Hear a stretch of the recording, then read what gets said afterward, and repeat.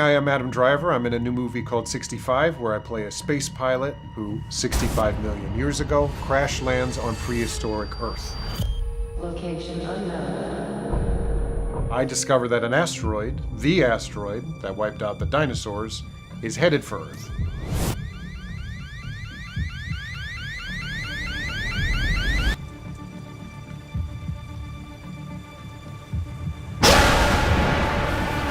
Send help. So my first question for NASA is, what if we found out that an asteroid like this were going to hit our planet today? Hi Adam, I'm Kelly Fast. I'm an astronomer and I manage the Near-Earth Object Observations program in NASA's Planetary Defense Coordination Office. Well, the good thing is that we're really not that concerned about asteroids of that size.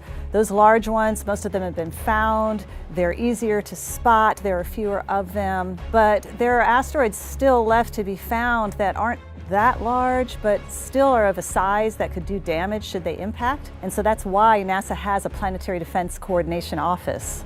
If an asteroid were discovered that were going to impact Earth, NASA's role would be to inform planning, to give information about the asteroid, about where the impact would happen, about what the effects might be, so that everyone would have the most up-to-date, accurate, and expert information available. Last year, NASA sent a spacecraft to intentionally impact an asteroid as a test of technology. Would that work? Could that be an effective means of saving the planet from an asteroid?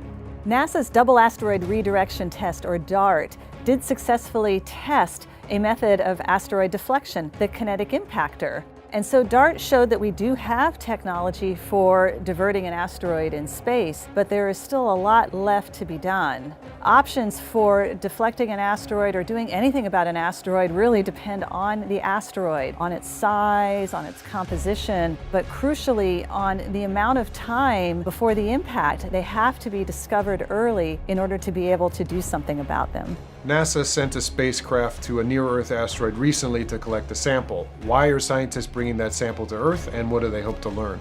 NASA's first asteroid sample return mission, OSIRIS-REx, successfully collected pieces of an asteroid called Bennu to bring that sample back to Earth. Scientists are very interested in studying Bennu because it is largely unchanged since the formation of the solar system. And so scientists plan to study that sample to learn about the early solar system, to learn about the origins of organics and water, which are important for studying life on Earth. Well, this goes without saying, but thank you for your work in keeping the planet safe from world-ending asteroids plummeting into our planet. Maybe I shouldn't look so happy when I say that.